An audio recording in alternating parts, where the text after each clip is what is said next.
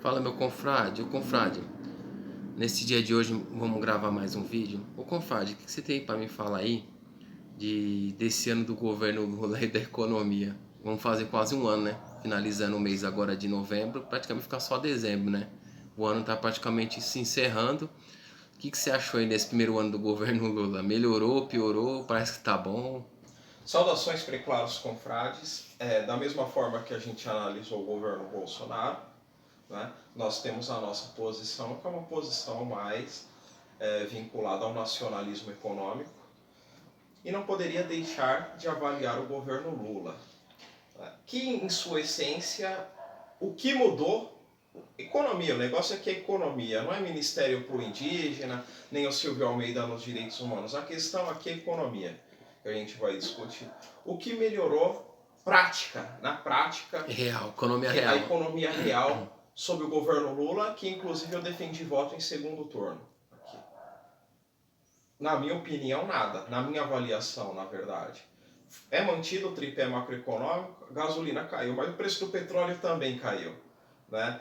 Mas a política de preço da Petrobras é a mesma. Campos Neto, ou seja, política de inflação e de juro continua a mesma, que é o mesmo presidente do Banco Central, que é encarregado do quê? De controlar o juro e controlar a inflação. E através disso a gente tem o quê? Dessa síntese aí. A gente tem a questão do desemprego. Quando o juro cai, o desemprego tende a cair também, porque vai ter mais investimento real. Né? E os empregos parece que foram gerados aí. Mas qual emprego? O mesmo tipo de emprego que era gerado durante o governo Bolsonaro, que é o subemprego até 2 salários mínimos. Então você tem na economia brasileira a sazonalidade, que é o É. quê? Em algum momento sobe o desemprego, em outros o desenvolvimento o desemprego cai. Por quê? Porque são épocas, final de ano, por exemplo, tem aquelas contratações temporárias. Do que? De subemprego. No começo do ano tem aquelas demissões, entre aspas, temporárias também, porque o povo começa a chegar o IPVA, começa a chegar a matrícula do filho, compra de material escolar. O que acontece? A economia real dos outros ramos do comércio, ela dá uma desacelerada. E aí ninguém consome nesse mês de Porque aí janeiro, né? todo mundo está enforcado, porque gastou tudo no final do ano e já começou o ano tendo que pagar o que? Imposto, tendo que pagar mensalidade, matrícula, rematrícula. Essa é a grande verdade. É mantido o tripé macroeconômico, é mantido o presidente do Banco Central, é mantida a política de preços da Petrobras, é mantido um cara do mercado, que é o Haddad, no Ministério da Fazenda. E os preços, você acha que deu uma diminuída em alguns itens no mercado, confrade? No geral, E tem itens pontuais, é, confrade, como por exemplo o óleo para fritura. caiu Tava bastante. 11, 12 reais, agora está entre 4 e Sim, 6 reais, dependendo da marca. é. Né? A A carne, carne também deu uma caída, eu acho que isso daí é muito o importante. ovo, Durante o governo Bolsonaro nós estivemos lá com o menor consumo de carne desde a década de 90. Né? Só que estruturalmente, estruturalmente não mudou nada. porque a carne caiu, mas qualquer ventania no Egito, na Arábia Saudita, nos Já Estados só. Unidos, ela vai subir. Porque não teve mudança estrutural, né? O combustível é a mesma coisa. E o poder de compra brasileiro, ele continua o quê? Deprimido. É muito baixo, né? Muito baixo. É porque é o seguinte, confrade, que a gente falou desde 2015, aí o Brasil vem sofrendo essas questões do impeachment e colocou o vice assumiu, depois teve essas eleições do Bolsonaro. Assim, são sucessivas pequenas crises que tem que as pessoas acabam perdendo seus empregos, geralmente quando arruma outro, é, a renda é bem menor, em torno de 30% menor, né? Então ele começa a se relocar alguns recursos, tira o filho de uma escola boa, porque o recurso já não é o mesmo, ou o cara tenta empreender, às vezes também não dá certo, ou o cara vira entregador desses aplicativos, também às vezes a renda não é, né? Não que não seja ruim, dependendo da correria que o cara faz, mas assim, é complicado às vezes, né? Às vezes o cara É sofre um aquela acidente. selvageria, né? Selvageria. De repente o cara que entrega muito com moto, ele sofre uma pancada na rua, né? Ele perde a moto, ele perde, se machuca, acabou. Ele já não tem mais segurança nenhuma para manter o sustento da família, né? A grande verdade, confrade, é que nós estamos vivendo uma crise profissional. a crise das profissões. É, Se seu filho ou sua filha chegar para você e falar, pai, me dá um me dá uma conselho. luz aí, o que você estudaria que vai me trazer o quê? Uma estabilidade financeira. Não de um salário mínimo, né? É Uma difícil, hein? É, estabilidade hoje tá financeira, pelo complicado, hein? menos de 4 salários mínimos É que aí. hoje as coisas mudam muito rápido, né? Com essa tecnologia aí, conforme tá difícil, hein? Eu tenho algumas profissões aí que já nem existem mais, outras que já estão nesse meio Eu acho até para interessante. deixar de existir e no futuro próximo muitas não vão mais nem existir. Por exemplo, eu não saberia responder isso pro meu É, filho. Aliás, eu até saberia algumas coisas, porque eu fui perguntado outro dia por um rapaz, falou, qual que é a profissão do futuro? Não foi qual profissão vai me trazer estabilidade, mas qual que é a profissão do futuro? Eu falei, meu amigo, a profissão do futuro é você ser trabalhador braçal. é, É você ser um eletricista, é você ser um mecânico, isso é é mesmo. você ser um bom pedreiro. Essas profissões sempre vão É, existir. E eu percebi que essas profissões aí, principalmente no Brasil também, mas em países desenvolvidos, o que acontece?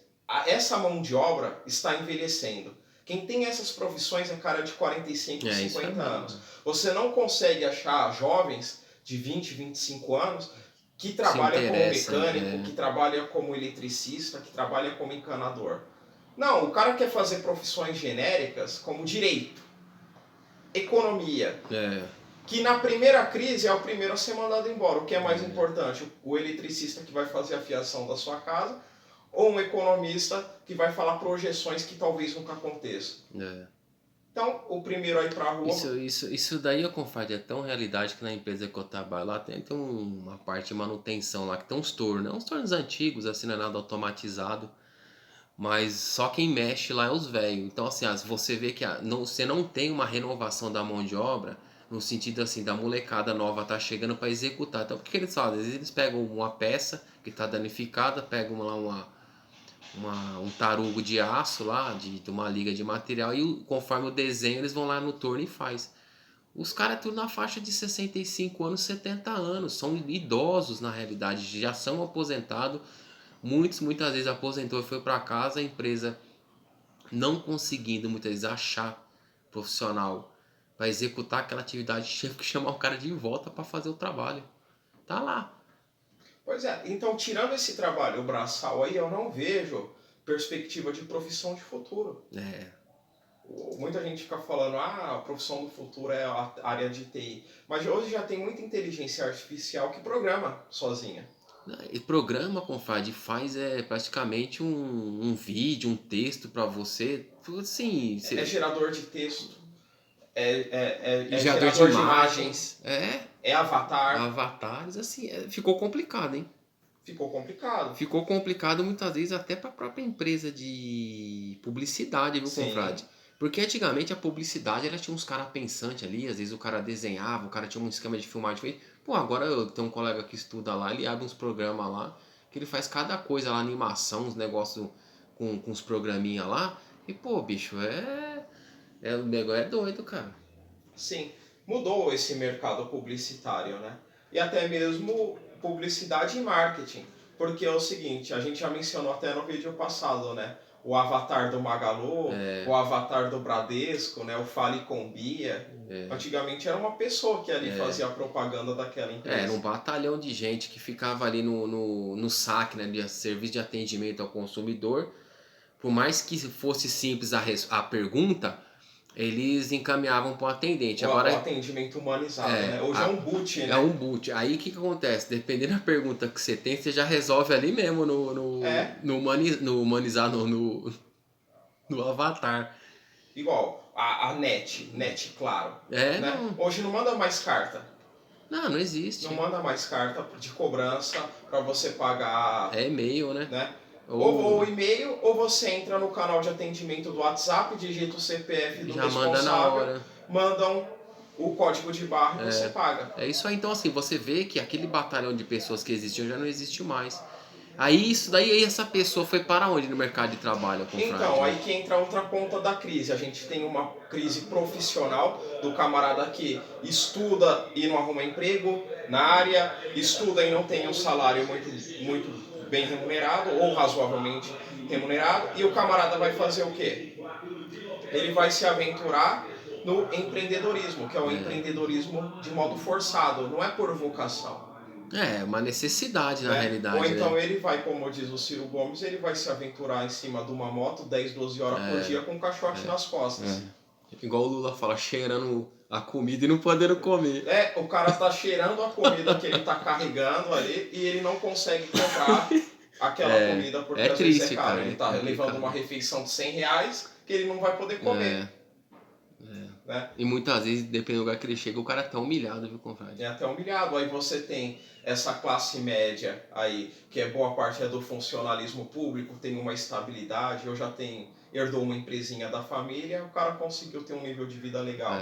Ele exige que o camarada suba no condomínio. Ele não quer descer. Ele não quer descer. Ele exige a cor do entregador. Ele exige a cor do entregador. Ele exige tudo, pô. Né? Então fica cada vez mais difícil trabalhar. Eu vou até citar um fato que ocorreu com um colega meu. Ele fez faculdade comigo. Né? Ele é um cara que já estava ali com 38 anos ou 39 quando ele fazia faculdade comigo, né? E hoje ele está trabalhando o quê? Em cima de uma moto. Ele não está trabalhando em aplicativo, mas ele está trabalhando para uma rede de farmácia de entregar medicamento. Ele é registrado tudo, mas ele não está atuando na área. Ele poderia ter uma remuneração muito maior se atuasse na área. Cooperando com o desenvolvimento do país de outra forma. Cooperando com o desenvolvimento do país. Ou seja, você fala para um cara de 30, 40 anos, vai estudar para se recolocar no mercado de trabalho, não adianta. Não adianta, isso aí é furada. E outra, igual eu falei, eu vou estudar para 50 anos de estagiário lá, quem que vai contratar? Estagiário com 50 anos, pô.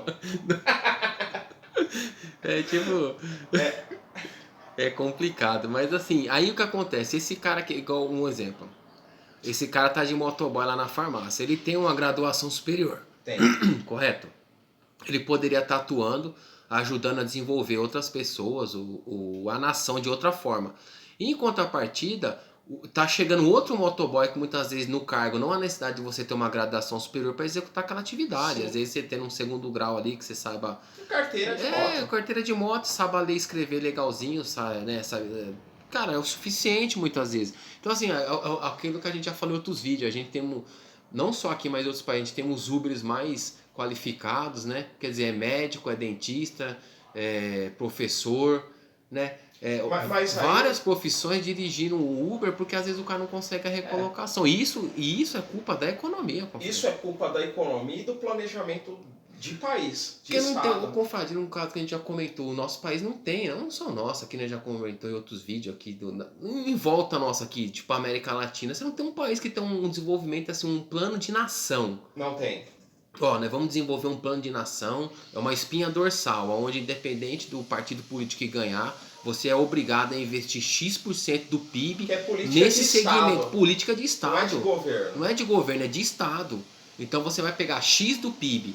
Cara, X do PIB, percentual do PIB, você vai desenvolver área energética, petróleo e gás, área de transporte ferroviário, ou até rodoviário também, que tem no Brasil estradas. É que você vai pegar X ali do orçamento e pagar para a dívida pública. Essa é a obrigação. Única certeza. Você entendeu? Então assim, você fala assim, vamos pegar X do PIB. Então você vai ter o segmento óleo e gás, você vai ter o segmento de portos, você vai ter o segmento de rodovias, segmento de linhas férreas. E você, telecomunicações, enfim, no geral, cara, você fazer um desenvolvimento, um plano de governo, porque vamos supor, hoje o atual governo é o Lula. Amanhã depois chega uma outra pessoa, ou se ele se reeleja, ou seja um outro, dá continuidade à mesma coisa. Você vai continuar, bacia hídrica X, tem que continuar a estender o rio para lá. Tem que continuar o término do porto.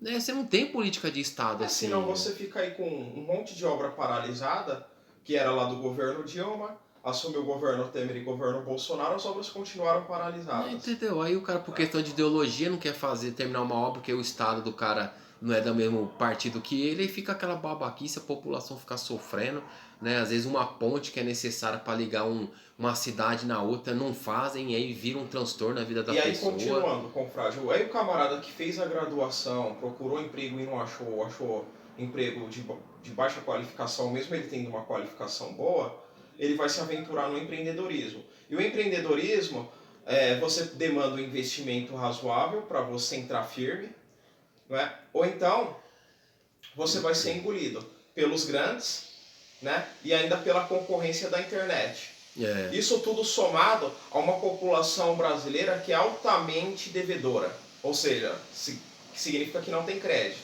Então como que o seu empreendimento pode dar certo? Ele tem tudo, na verdade, para dar errado. É pra você ver que a questão do consumo, com a nossa economia é praticamente 60, quase 70, deve estar chegando de consumo, o resto é indústria, um pouco, né? É o consumo, que toca a economia é o consumo. Que o governo fez o tal do desenrola aí, que é para ver se alguma parte da população consiga quitar algumas dívidas com desconto lá dos juros, pro cara voltar a ter crédito, pro cara voltar a consumir, entendeu? Porque a gente é muito dependente da questão do consumo, a gente não fabrica nada. Igual, por exemplo, esse computador, não sei se está aparecendo aí. Tá. Tá aparecendo aí. Esse computador, ele é vendido aqui, mas ele é produzido em outro lugar. Exatamente. Os chips, toda a matriz ali da eletrônica... Você tocou numa questão certa, a guerra dos chips, né? Essa questão de semicondutores. O Bolsonaro fechou a empresa brasileira de semicondutores, acho que foi em 2019, 2020 agora. Ele fechou a empresa, cara, sendo que assim, você vê uma concorrência monstruosa entre Estados Unidos, Taiwan, China, ali, Europa, brigando para quem fabrica. Os Estados Unidos, pra você ter uma ideia, tá dando subsídio para empresas que querem montar suas fábricas lá de semicondutores, né? E o Brasil, tudo bem, você vai comparar um Brasil com uma China, com uma Alemanha nos semicondutores, o Brasil tá engatinhando, mas cara, mas já é alguma coisa para você amanhã ou depois, igual uma Embraer. Você começa a fabricar pequenas coisas, daqui a pouco você está fabricando grandes coisas. E vale lembrar que a indústria brasileira na década de 80 era maior que a indústria chinesa. Não, e a China começou pequena, hoje exporta carro para todo mundo, smartphone, computador, tudo é feito lá. Então, assim, a gente vê algumas políticas que os governos fazem, cara, que, pelo amor de Deus, cara, o Brasil anda para trás, cara, um potencial desse. Sim. Então, fazendo a conclusão aqui, o confrade, a economia brasileira real nada mudou, porque não houve movimentação para mudanças estruturais. Não houve, sim. A gente continua com uma política de subemprego, a gente continua enriquecendo os barões dos centros universitários com a ilusão de que o diploma vai resolver tudo. A gente continua sendo o país que tem as maiores taxas de juros do mundo. Aí, como diz um economista, não fica rico no Brasil quem não quer, porque com taxa de juros desse jeito aí, qualquer um que poupar 100 contos dentes por ano tem chance de ficar rico. No longo prazo, os juros compostos. Antes de finalizar, eu queria ter uma observação, que você falou do subemprego. Eu tenho observado alguns mercados aí, esses mercados, hipermercados, né? Que eles gostam muito de contratar aquelas pessoas com deficiência, né? PCD, né? PCD. E eu percebi uma coisa. Eles estão judiando dessa galera, sabe por quê? Porque tem alguns PCDs que tem um rapaz que trabalha perto de onde eu trabalho, lá no mercado que eu vou, ele tem uma deficiência até razoável na mão. E eu vejo ele executar atividade que é para executar pessoas como nós, assim, sem deficiência. E eles usam o menino, estão explorando o menino. Não só ele, acredito que outras redes de supermercado que vocês forem, vocês observam. Eles contratam o cara de PCD para ter algumas vantagens de imposto e colocar lá no memorial, na política, nós acolhemos as pessoas. Só que na realidade, véio, o emprego que eles estão dando pra molecada lá, eles estão explorando os moleques como se essa pessoa fosse uma pessoa normal, confrade. E assim, não só o PCD, também o jovem aprendiz ele é explorado. É explorado, o jovem cara. Aprendiz e os estagiários também são explorados. Eles são tratados como se fossem profissionais já com experiência. Eles desempenham funções de profissionais formados. Responsabilidades, porém, o salário é de uma pessoa não formada. E os direitos também são de uma pessoa não formada. Então, quem ganha com isso? O empreendedor. O empreendedor grande, porque é ele que tem como fazer toda essa política. Né? Não é o cara que abriu uma loja ali pequena. Né? Então, assim, mantém-se a estrutura da exploração. Política que tem que ser mudada do PCD, do jovem aprendiz e do estagiário. O Brasil, se eu não me engano, é um dos únicos países do mundo que tem esse negócio de estagiário. Que ele vai aprender trabalhando. Na verdade, ocorre ali uma exploração. A maioria dos locais explora muito mesmo. São poucos os lugares que realmente valorizam o estagiário e dá uma dá uma oportunidade pra ele. A maioria usa e descarta, usa e descarta. Ele deixa É, aquela vaga pra estagiário. Você faz 2 anos, chispa. Aí pula mais, já vem o outro, vai ficar mais 2 anos, ele fica. É uma cadeira rotativa, entendeu? sim.